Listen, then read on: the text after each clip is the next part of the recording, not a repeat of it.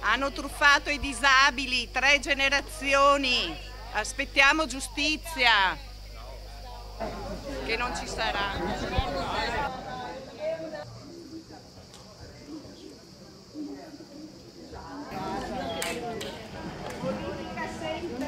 Sindaco! 3 generazioni che diamo giustizia. Buongiorno.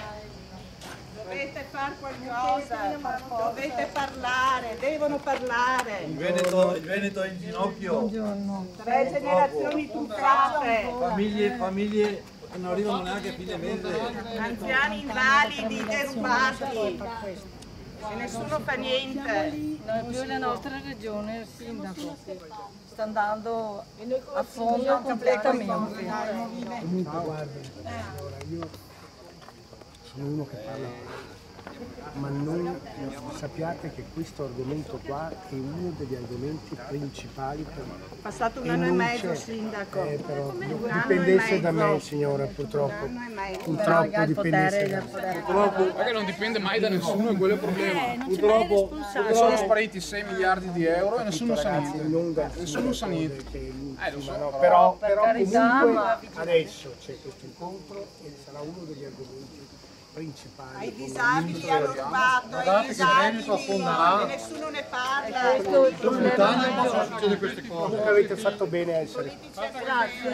No, siamo dappertutto, è un attimo che continuiamo a girare. Siamo cittadini onesti, Siamo con Sonia Perenzoni del Movimento 5 Stelle. Oggi come mai siete qui? Buongiorno a tutti, oggi siamo qua semplicemente per manifestare il nostro sdegno e il nostro totale appoggio ai soci praticamente della Banca Popolare di Vicenza e anche di Veneto Banca, che sono stati praticamente truffati. Parlavo prima con una signora di 77 anni che è lì dietro, il cui marito è morto e gli ha lasciato 3.000 azioni, dicendole: guarda, stai tranquilla, potrai vivere la tua vita serenamente, gli ultimi anni della tua vita potrai viverli serenamente perché ho pensato a te. Prima mi diceva questa signora che praticamente ha perso tutto e vive con una pensione di 400 euro al mese. Quindi noi siamo qua a sostegno di queste persone che hanno perso tutto, sono state truffate, la banca gli ha raccontato un mucchio di bugie pur di farli investire eccetera, e oggi siamo qua anche perché arriva il ministro Orlando e fargli capire che si deve potenziare il pool di magistrati che si stanno occupando di questa vicenda, perché sono troppo lenti. In più questi nostri sit-in continueranno anche durante il mese di agosto e chiediamo la partecipazione a tutti gli azionisti, perché io non ho azioni della Banca Popolare di Vicenza e neanche di Veneto Banca. Non ho niente, non sono qui perché ho perso dei soldi, non ho perso niente, però mi fa arrabbiare la situazione in cui siamo, dove ci hanno fregato praticamente tutto, compreso il futuro, e il fatto di non vedere qua i principali danneggiati, cioè gli azionisti, i poveri piccoli azionisti che hanno perso tutto, di non vederli qua mi fa arrabbiare il doppio, cioè non dovete più avere paura, fatevi vedere. Più siamo, più è facile arrivare a una conclusione positiva di questa situazione. Prima abbiamo incrociato il sindaco Variati, diceva che l'argomento di oggi verterà proprio su questo punto, sui soci che purtroppo hanno perso i loro risparmi.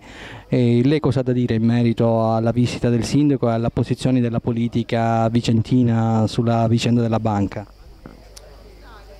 Adesso si svegliano tutti, adesso che il bubbone è scoppiato si svegliano tutti, no? Però fino a 1 mese o 2 mesi fa nessuno parlava, anzi tutti quanti a dire va tutto bene, risolveremo tutto, è tutto a posto, tranquilli, votate sì, non succede niente. E adesso? E adesso vengono qua a fare la passerella, a farsi belli, a dire no no, tranquilli che sistemiamo tutto. A me sembra sinceramente una grandissima presa per i fondelli. Dottore Cappelleri, l'incontro di oggi per cos'è?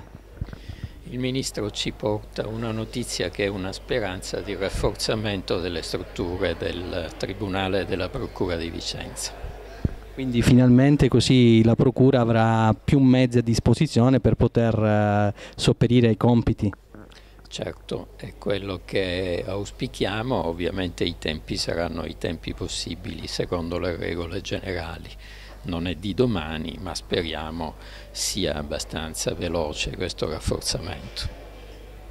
Grazie.